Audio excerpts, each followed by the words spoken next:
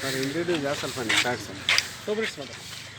Sir ನಾವು ಕೆಂಪೇಗೌಡ ಉತ್ಸವ ಹಾಗೂ ಕೆಂಪೇಗೌಡ ಬಿಸ್ನೆಸ್ ಅವಾರ್ಡನ್ನು ಕನ್ನಡೋತ್ಸವ ಆಚರಣೆಯನ್ನು ಇದೇ ತಿಂಗಳು 27ನೇ ತಾರೀಕು ದುಬೈನಲ್ಲಿ ಅದ್ಧೂರಿಯಾಗಿ ಆಚರಣೆ ಮಾಡ್ತಿದ್ದೀವಿ.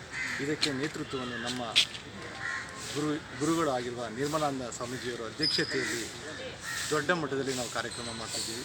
ಈ ಕಾರ್ಯಕ್ರಮಕ್ಕೆ ಹಲವಾರು ಸಚಿವ ಸಂಪುಟರು ಹಾಗೂ ಕನ್ನಡ ಇಂಡಸ್ಟ್ರಿಯ ಹಲವಾರು ಸೆಲೆಬ್ರಿಟಿಗಳು ಹಾಗೂ ಸಮಾಜ ಸೇವೆಯಲ್ಲಿ ಸಲ್ಲಿಸಿರುವ ಪ್ರತಿಯೊಬ್ಬರು ಬರ್ತಾರೆ. ಅದಲ್ಲದೆ ನಮ್ಮ ಸಮುದಾಯದ ನಮ್ಮ ಕನ್ನಡದಲ್ಲಿ ಅತಿ ಉತ್ತಮವಾಗಿ ಬೆಳೆದಿರುವ ಉದ್ಯಮಿಗಳು ಸಹ ಈ ಒಂದು ಕಾರ್ಯಕ್ರಮದಲ್ಲಿ ಬರ್ತಾ ಇದ್ದಾರೆ.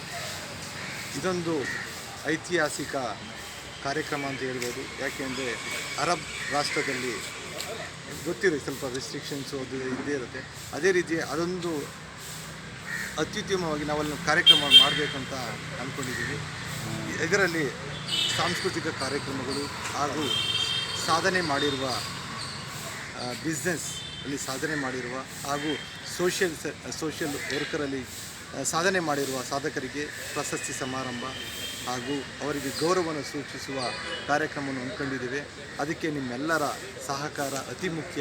ಯಾಕೆಂದರೆ ಇದು ಅಂತಾರಾಷ್ಟ್ರೀಯ ಮಟ್ಟದಲ್ಲಿ ನಡೀತಿರುವಂಥ ಕಾರ್ಯಕ್ರಮದಲ್ಲಿ ತಾವುಗಳೆಲ್ಲರೂ ಇದೊಂದು ಎಲ್ಲ ಕನ್ನಡ ಜನತೆಗೆ ರೀಚ್ ಮಾಡಿದರೆ ನಮಗಂತೂ ಶಕ್ತಿ ತುಂಬುವ ಕೆಲಸ ಆಗುತ್ತೆ.